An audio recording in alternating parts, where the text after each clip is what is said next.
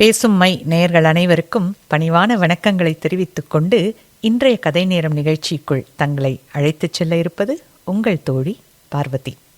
இன்றைய அத்தியாயத்திலிருந்து மனிதர்களும் கதைக்குள் நுழைகிறார்கள். அது எப்படிங்கிறத வாங்க கேட்கலாம். அத்தியாயம் 17. அதீத நம்பிக்கையால் நேர்ந்த பிழை.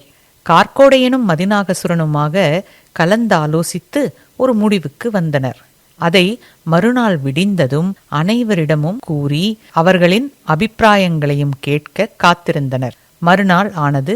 கார்க்கோடையன் அனைவரையும் வரவழைத்து பேசலானார். அனைவருக்கும் ஒரு விஷயத்தை இப்போது சொல்லப் போகிறேன். கவனமாக கேட்டுவிட்டு தங்கள் அபிப்பிராயங்களை சொல்லலாம். சரி ஆசானே என்று அனைவரும் ஒரு சேர சொன்னார்கள்.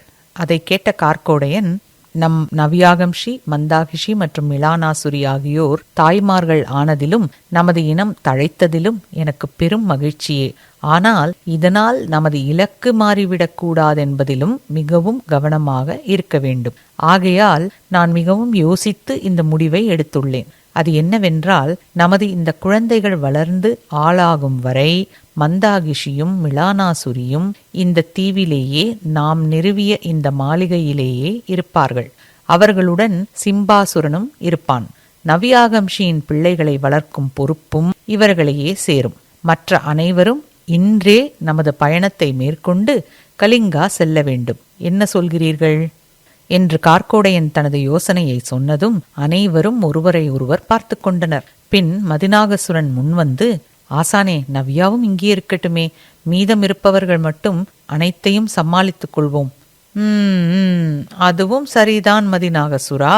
இல்லை இல்லை ஆசானே, நான் இங்கிருக்கவில்லை. தங்களுடன் கலிங்காவுக்கு கிளம்ப தயாராக உள்ளேன். என் குழந்தைகளை மிலானாவும் மந்தாவும் நன்றாக பார்த்து கொள்வார்கள் என்பதில் எனக்கு நம்பிக்கை அதிகம். 4 பேர் இங்கே இருந்து விட்டால் அங்கே நாம் உருவாக்கப் போகும் சாம்பினிகளை எப்படி கட்டுக்குள் கொண்டு வருவது? மேலும் ஒவ்வொரு ஊருக்குள்ளும் சென்று அவர்களை எப்படி நமது பரமபத அரண்மனைக்கு அழைத்து வருவது? ஆகையால் இவர்கள் மூவரும் இங்கிருக்கட்டும். நான் உங்களுடன் வருகிறேன். நீ சொல்வது சரிதான் நவ்யாகம்ஷி. அதையெல்லாம் யோசித்துதான் இவர்கள் மூவரை மட்டும் இங்கிருக்கச் சொன்னேன். அதுவும் இல்லாமல் மந்தாகிஷியின் சித்தி நம் யாகம்யாழியிடமும் மிலானாசுரியின் சித்தி நவ்யாகம்ஷியிடமும் உள்ளது. மேலும் சிம்பாசுரனின் சித்தி இப்போது அவசியப்படாது. அதன் அவசியம் வரும்போது நமது திட்டத்தை மாற்றிக்கொள்ளலாம். என்ன மதிநாகசுரா, இப்போது புரிகிறதா? புரிகிறதாசானே, நன்றாக புரிகிறது. நவ்யாவின் உடல் நலத்துக்காக சொன்னேன். ஆனால் எப்போது அவளை சம்மதித்து விட்டாலோ இனி எனக்கு சொல்வதற்கு ஒன்றுமில்லை. நாம் எப்போது புறப்பட வேண்டும்? நமது சிம்பா, மிலானா, மந்தா இருக்க போகும் இந்த தீவிற்கும் இந்த மாளிகைக்கும் பெயர் வைக்க வேண்டுமே. என்ன வைக்கலாம்? யாழி, நீதான் பெயர் வைப்பதில் சிறந்தவளாயிற்றே, எங்கே சொல்லு பார்ப்போம் என்று மந்திராசுரன் கூற, யாகம்யாழி அவனிடம், மந்திரா அண்ணா, ஏதோ அந்த வினங்களுக்கு சாம்பினிகள் என்று ஒரு முறை பெயர் சூட்டியதற்கு தாங்கள் இப்படி கூறுகிறீர்களே. பரவாயில்லை யாழி, ஏதேனும் ஒரு பெயர் சொல்லு, அதையே வைத்து விடுவோம்.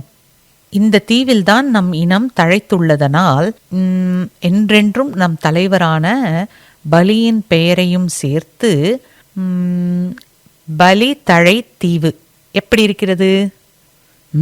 நன்றாகவே இருக்கிறது யாகம்யாழி. இன்று முதல் இந்த தீவு பலி தழை தீவு என்றே அழைக்கப்படும். ஆசானே, சற்று பொறுங்கள். யாழி இந்த மாளிகைக்கும் பெயர் வைக்க வேண்டுமே, அதையும் சொல்லட்டும், ஒன்றாக பாராட்டிவிடலாம். யாழி, மாளிகைக்கு என்ன பெயர்? இருங்கள் மந்திரா அண்ணா, சற்று யோசிக்க வேண்டாமா? கிடைத்துவிட்டது. இந்த மாளிகையில் நம்ம மிலானா அக்கா, சிம்பா மற்றும் மந்தா மட்டும் வசிக்கப் போவதனால் இதற்கு சிமிந்தா மாளிகை என பெயர் வைக்கலாம். என்ன சொல்கிறீர்கள்? பலே பலே. என் காலத்துக்கு பிறகு தங்கள் பிள்ளைகளுக்கோ அல்லது அவர்களின் பிள்ளைகளுக்கோ பெயர் சூட்ட வேண்டுமெனில் நம் யாகம்யாழி என் வாரிசாக இருக்கிறாள் என்பதில் நான் அளவில்லா ஆனந்தம் கொள்கிறேன். சபாஷ் யாழி, சபாஷ். சரி, இந்த பலித்தழை தீவில் உள்ள இந்த சிமிந்தா மாளிகையிலிருந்து நாம் அனைவரும் கலிங்காவிற்கு புறப்படுவோமா? ஆகட்டும் ஆசானே. சிமிந்தா மாளிகையையும் பலித்தழை தீவையும் நம் பிள்ளைகளையும் மூவருமாக நன்றாக பார்த்து கொள்ளுங்கள். நாங்கள் சென்று வெற்றி கண்டு தங்களின் தேவை இருந்தால் வந்து அழைத்துச் செல்கிறோம். இல்லையேல் நமது இலக்கை அடைந்து வெற்றியுடன் பாதாளபுரிவனம் திரும்பி செல்லும் போது தங்களையும் நம் பிள்ளைகளையும் அழைத்துச் செல்கிறோம். அதுவரை பாதுகாப்பாக இருங்கள். ஆகட்டும் மதிநாகசுரா, நீங்கள் அனைவரும் சென்று வெற்றியுடன் திரும்புங்கள். நாங்கள் இங்கே பிள்ளைகளை வீரர்களாக வளர்க்கிறோம். சென்று வாருங்கள். நன்றி சிம்பா. ஆகட்டும் மந்திரா, புறப்படுங்கள். கோபரக்கன் மிலானாசுரியிடம் சென்று, நமது பிள்ளைகள் அனைவரையும் பார்த்துக்கொள் மிலானா, நான் சென்று வருகிறேன்.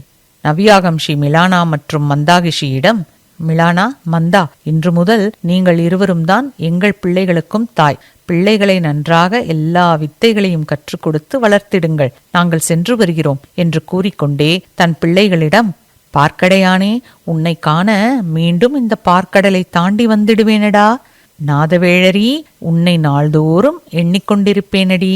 ராட்சத அரசி, கூடிய விரைவில் இந்த அண்ட சராசரங்களையும் ஆட்டுவிக்கப் போகும் மதியின் இளவரசி நீதானடி. நம்மாரசுரா, நம்மால் இந்த உலகம் மாறப்போகிறதடா. அதில் நீ நன்றாக வாழப்போகிறாய்.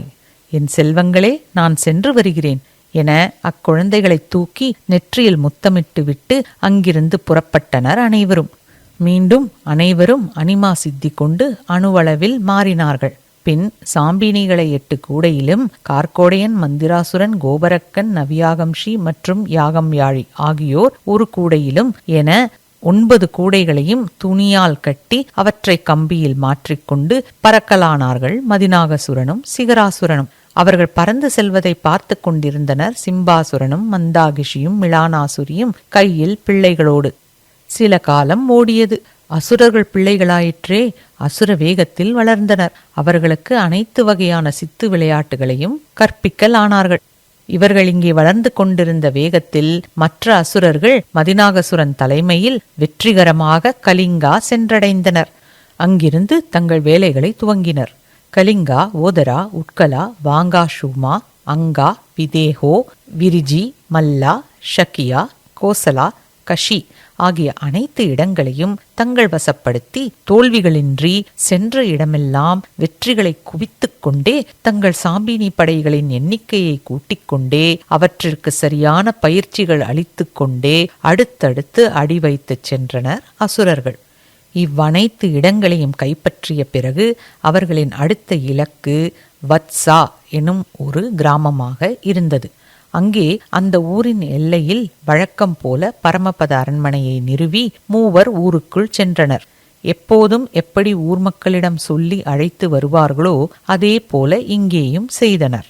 அன்று அவ்வூரை சேர்ந்த கோதகன் என்ற ஒரு வாலிபன் அவர்கள் பக்கத்து ஊரான மாயாபுரிக்கு தன் அக்காளை காண புறப்பட்டு கொண்டிருந்தான்.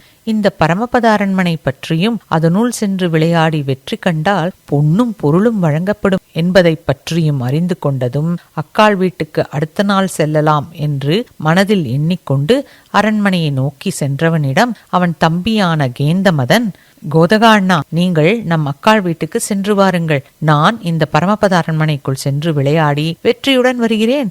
இதற்காக தங்கள் பிரயாணத்தை தள்ளி போடாதீர்கள். நமது அக்கா அங்கே தங்களுக்காக காத்திருப்பாள் என்று தம்பி கேந்தமதன் கூறியதும் கோதகனும் அதுதான் சரி என்று சொல்லிவிட்டு மாயாபுரிக்கு சென்றான். வெற்றி மட்டுமே கண்டு கொண்டிருந்த அசுரர்கள் அன்று வரை அவர்கள் சென்ற ஊர்களிலெல்லாம் ஒருவரை கூட விட்டு வைக்காமல் அனைவரையும் சாம்பீனிகளாக்கினர். அடுத்த ஊருக்கு விஷயம் தெரியாதவாறு மிகவும் கவனமாக கச்சிதமாக செய்து வந்தனர். தொடர் வெற்றிகளால் அவர்களுக்குள் அதீத நம்பிக்கை தலையெடுக்க சற்றே கவனக்குறைவு ஏற்பட்டது. பரமபத அரண்மனையை பற்றி விவரம் தெரிந்த கோதகன் தன் ஊரான கஷியிலிருந்து மாயாபுரி சென்றதை அசுரர்கள் கவனிக்க தவறிவிட்டனர். கோதகன் கஷியிலிருந்து மாயாபுரி சென்றடைவதற்குள் அவன் ஊர் மக்கள் அனைவரையும் ஜாம்பினிகளாக்கினர் அசுரர்கள். அசுரர்களின் மாயாஜாலத்திலிருந்து வெளிவந்த கோதகனை மாயாபுரி எல்லைக்குள் நுழைய விடாமல் ஏதோ அவனை தடுத்தது. அப்போது அவ்வழியாக சென்ற ஒரு சாதுவிடம் தன் நிலைமையை எடுத்துரைத்தான் கோதகன். அதை கேட்டதும் அந்த சாது, அப்படி எதுவும் இந்த மண்ணின் எல்லையில் நடக்க வாய்ப்பில்லையே. சரி இரு, நான் எங்கள் ஊரின் புனித நீரை உன் மீது தெளிக்கிறேன் என்று கூறிக்கொண்டே ஏதோ மந்திரத்தை சொல்லி கோதகன் மீது 3 முறை புனித நீரை தெளித்ததும், இப்போது வந்து பார். ஆஹா, என்ன அற்புதம் சுவாமி! என்னால் இப்போது வர முடிகிறதே, ஏன் என்னால் அப்போது உள்ளே வர முடியவில்லை? அதுவா, நீ எங்கிருந்து வந்தாயோ அங்கேதான் அதற்கு பதிலும் உள்ளது. வரட்டுமா என்று கோதகனை பார்த்து புன்னகைத்து சொல்லிக்கொண்டே சென்றவர் சற்று தூரம் சென்றதும் மறைந்து போனார். அதை பார்த்ததும் அதிர்ந்து போனான் கோதகன். அவர் மறைந்து போன இடத்திற்கு சென்று சுற்றும் முற்றும் பார்த்தான். திடீரென பூமியே அதிர்வது போல இருந்ததும் நிமிர்ந்து பார்த்தவன் அதிர்ந்து போனான். ஏனெனில் அவன் கண்ட காட்சி அது போல் இருந்தது. தூரத்தில் சாம்பினீகள் படையெடுத்து மாயாபுரியை நோக்கி வருவதைக் கண்ட கோதகனின் மனதில், அவைகளெல்லாம் என்ன, மனிதர்கள் போல தெரியவில்லையே, ராட்சதர்களா? அவர்கள் ஏன் மாயாபுரி வர வேண்டும்? ஐயோ, பார்ப்பதற்கே பயங்கரமாக இருக்கிறதே, இவர்களுக்கு மாயாபுரியில் என்ன வேலை என்று எண்ணிக்கொண்டே நிமிர்ந்து பார்த்தவன் மீண்டும் அதிர்ந்து போனான். 1000 யானைகள் நடந்து வந்தால் எப்படி புழுதியை கிளப்பி விடுமோ, அதே போல தூரத்தில் முதலில் அவன் கண்ட அந்த அகோர உருவங்களின் படை வெறும் புழுதியை மட்டும் கிளப்பிவிட்டு மறைந்து போனது. இதுதாங்க அத்தியாயம் 17. அதீத நம்பிக்கையால் நேர்ந்த பிழை. கோதகன் கஷியிலிருந்து மாயாபுரி வந்துட்டாரு. கோதகன் மாயாபுரி ஊருக்குள் சென்றாரா, இல்லை எல்லையிலேயே பிடிபட்டாரா? மாயாபுரியை நோக்கி வந்த சாம்பினி படை ஏன் திடீரென மறைந்து போனது என்பதை பற்றியெல்லாம் தெரிந்து கொள்ள காத்திருக்கவும் என்று பணிவன்புடன் உங்கள் அனைவரையும் கேட்டுக்கொண்டு உங்களிடமிருந்து இப்போது விடை பெற்றுக் கொள்வது உங்கள் தோழி பார்வதி. நன்றி, வணக்கம்.